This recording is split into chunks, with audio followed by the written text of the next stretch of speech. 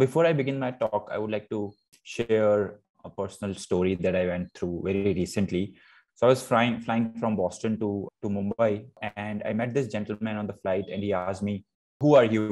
So I was taken aback a little, and I thought about the question, and I told him that I am Piyush. I am an entrepreneur, and I run a business that supports entrepreneurs and innovators in India.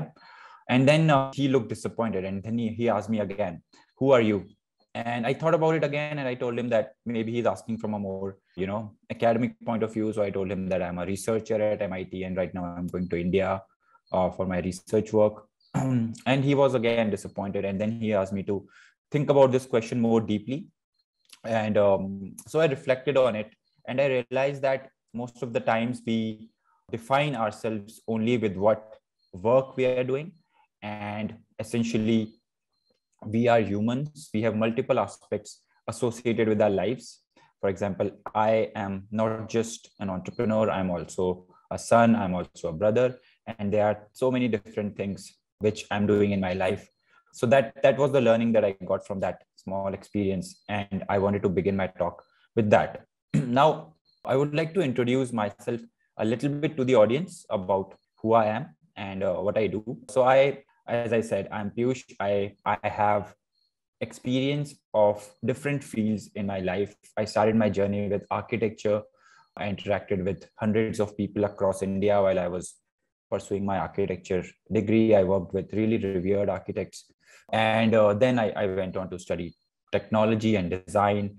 Then I went on to do research at MIT. So let me go through these experiences one by one, and then I'll come to the point where I learned from all these experiences. My journey began in architecture, where I worked with architects like DD Contractor, who used to work in Himachal Pradesh, and she makes these beautiful mud houses in Himachal. And that experiences taught me that architecture is not just about building houses; it's about impacting society and the environment, and how we can impact the lives of other humans through our craft.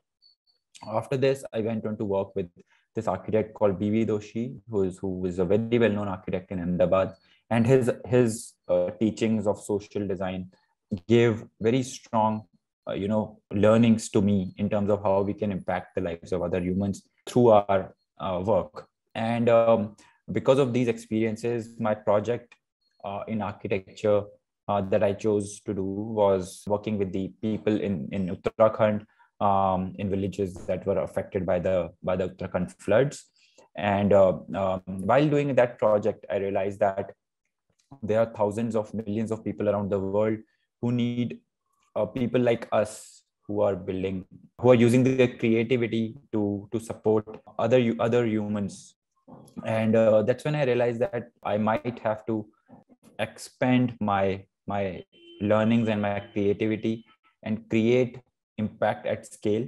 And that experience kind of motivated me to do something with technology. And then I went to IIT Delhi, where I was learning technology and design.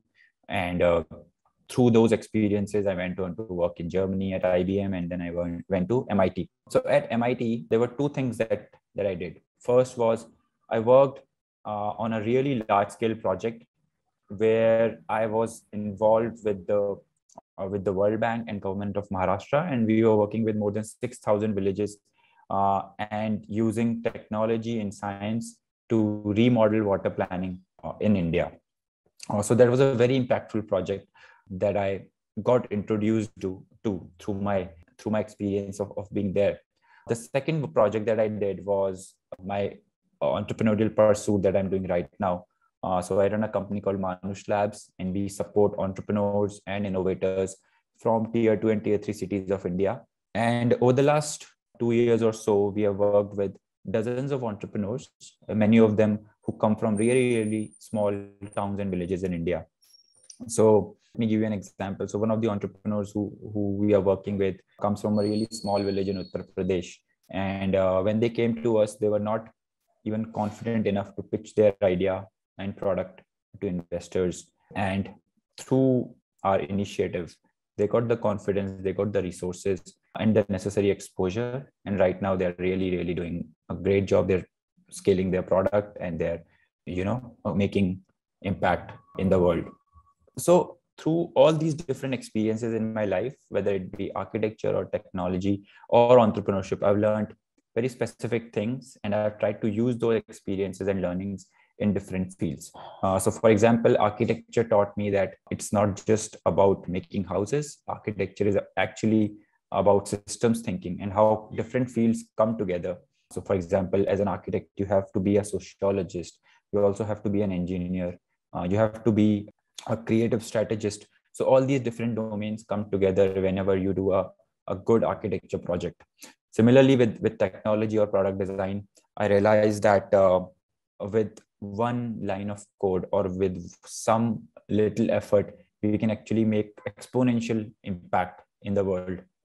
And similarly, in entrepreneurship, I realized that entrepreneurship is about leadership, and it's also about psychology and emotional intelligence. So how we can impact the lives of others while working with people and understanding their emotions, and then creating a larger impact through the collective effort of all these humans. So all these different experiences have something to teach us. And the point I'm trying to make is, usually we define ourselves in a very small way. We say that we are engineers or we are architects or we are whatever, but life is bigger than that. There are so many different fields, so many different thought processes and domains of knowledge that we can learn and then apply those learning in different ways to make an impact. So the next point that I wanted to talk about is not just in terms of professional areas, but also personally, life is multidimensional.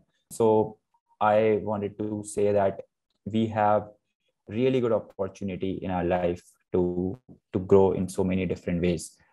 We have the opportunity to grow creatively.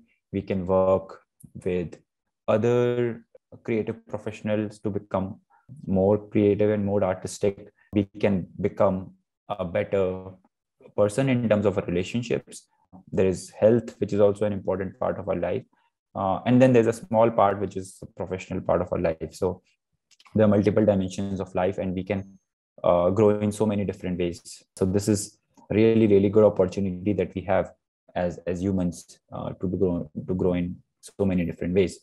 And then this brings me to the next point, which is about happiness. So if happiness is the end goal, and we want to really become joyful and be with peace at ourselves, we have to realize that there's no perfect path to do that.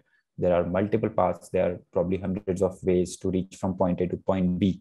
And usually we get disappointed if we don't get successful in one path. There are so many multiple ways in which we can become happy. And the only question that we should be asking ourselves is, are we growing? Are we learning? Are we becoming better each day? And if the answer to these questions is yes, then we should not be worried about anything else. And finally, I want to talk about success. So usually society tells us their own definition of success and try to impose it on us, which makes us sad. But if we define our own success, and if we define our own progress, or if we have our own definition of risk, then nobody can, touch our emotions, and we will be at peace with ourselves. So these are some of the learnings that I've garnered over the last few years in my 20s. And these are the ideas I wanted to share with the audience today. Thank you so much.